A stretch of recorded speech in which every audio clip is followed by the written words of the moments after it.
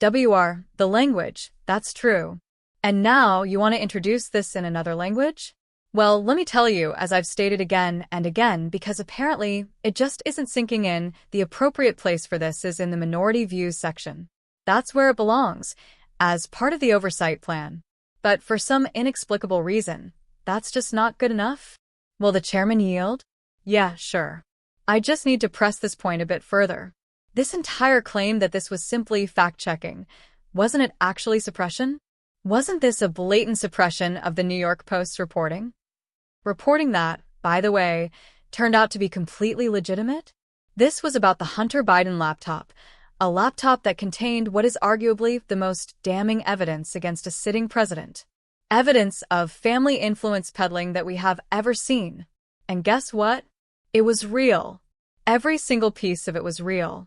So, let's be clear here, what they were actually doing was not fact-checking at all.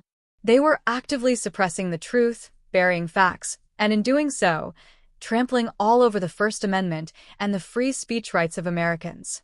That's not just wrong, it's a fundamental violation of our core principles. Who seeks recognition? The gentle lady, Ms. Crockett, is recognized. Thank you so much, Mr. Chair. You know, I find this absolutely fascinating. Here we are, every single one of us, swearing an oath to uphold and defend the Constitution. And yet, when it actually comes time to take real, meaningful action to protect that Constitution, suddenly people get weak in the knees. Wobbly. Uncertain. And frankly, I just don't understand why. Freedom of the press. What does that actually mean? Does it mean kicking out major media outlets just because they dare to criticize the President of the United States? Because that's exactly what's happening. The Washington Post. Gone. The Huffington Post. Expelled. The Associated Press? Pushed out. And now, we're looking at a reality where the Washington Post is no longer even allowed to run opinion pieces that challenge the administration.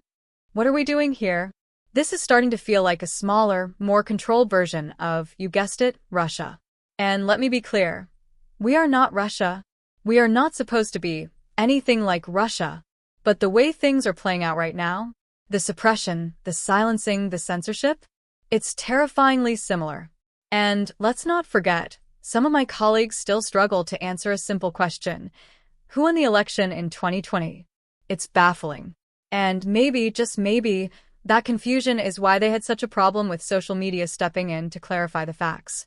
Platforms simply stated the truth. No, Trump did not win the election. That's not an opinion, it's a fact. And yet, people got enraged. They got riled up. They bought into lies. Lies that led them straight to the Capitol on January 6th. They genuinely believed their country was crumbling before their eyes because people in power were feeding them falsehoods. And what happened? Some of them got locked up. Their belief in those lies cost them dearly. And for what? And let's talk about another so-called hoax. COVID-19. Some of you still cling to the absurd idea that COVID was fake. A hoax? Tell that to the over 1 million Americans who died under Trump's watch. Tell that to their families. It was real, it was deadly, and denying it cost lives. So yes, I do believe that social media was absolutely right, ethically, morally, and factually, to step in and curb the spread of misinformation. Why? Because we had people with zero understanding of science running wild, spewing baseless conspiracy theories, and misleading the public. And what happened? People died because of that misinformation. At some point, we need to take a hard look at what's true and what's false. And I get it, facts hurt, but we have to face them. We all saw how, during the presidential election, Trump refused to participate in any event where fact-checking was involved. He didn't want to be held accountable for his words.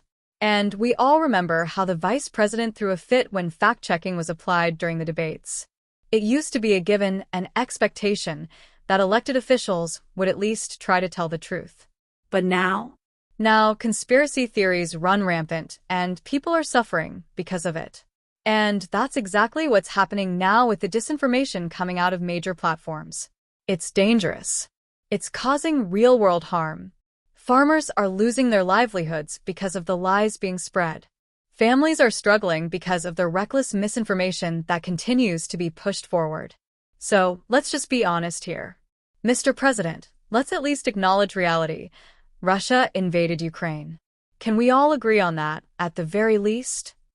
Or is even that too much to ask? Let's agree on that. Facts matter, y'all. This isn't just some minor issue.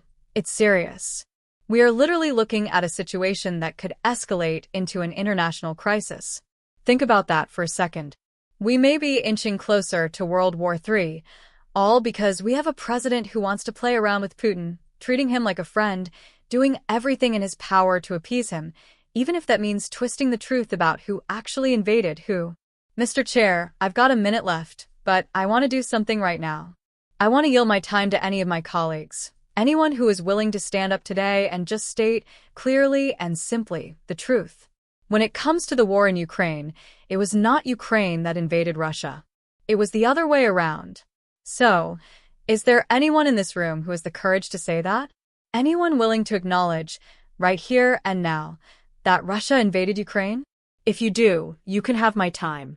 Because this right here is the problem we're facing. It's not about infringing on free speech. It's about whether or not we can even agree on basic reality anymore. Will the gentle lady yield? I will yield. Thank you, Ms. Crockett. To be absolutely clear, I believe your challenge was directed across the aisle, because on our side, every single member acknowledges the obvious fact.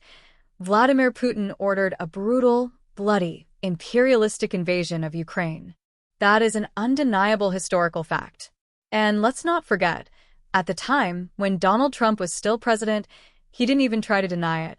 No, he went a step further. He praised it. He called it, and I quote, an act of genius when Putin launched the invasion.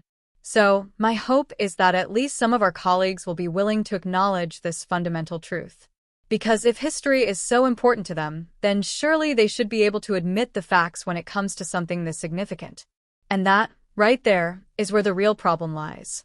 The gentle lady's time has expired. The gentleman from California is recognized. I yield to the chairman. Thank you. I just want to make a point. We've been talking a lot about facts. We've been talking about fact-checking. But do you know what real fact-checking is supposed to be in this country? It's not some so-called expert sitting behind a computer screen, scanning posts and tweets and deciding, oh, that's not factual, take it down. That's not how it works. That's not how free speech is supposed to function. Real fact-checking is the First Amendment itself. Every single day, in this very Congress, we hear people say crazy things. Some statements are outright ridiculous, some are misleading, some are just flat out wrong. But do you know what happens next? Someone else speaks up. Someone counters that misinformation with truth. And then a debate happens. That's the way it has always worked. And this committee? This committee is supposed to be the one that protects that fundamental principle. Because here's what the Supreme Court has made very clear. If you don't like what someone says, the answer isn't to silence them. The answer is more speech. The best way to combat false speech is with true speech. That's how democracy functions. That's how the First Amendment is supposed to work. But what are we seeing today? We saw government-backed censorship under the Biden administration. We're seeing crackdowns on free speech happening in Europe, in Brazil, and right here at home. This was the very first bill we tackled, and I want to acknowledge the gentleman from California for his leadership on that. It was good legislation, it was bipartisan, and we all agreed on it. And now, we are working to make sure that a strong bill gets put on the floor, because that's the key. At the end of the day, this isn't just about fact-checking. It's about trusting the American people to think for themselves. Because that's how freedom is supposed to work.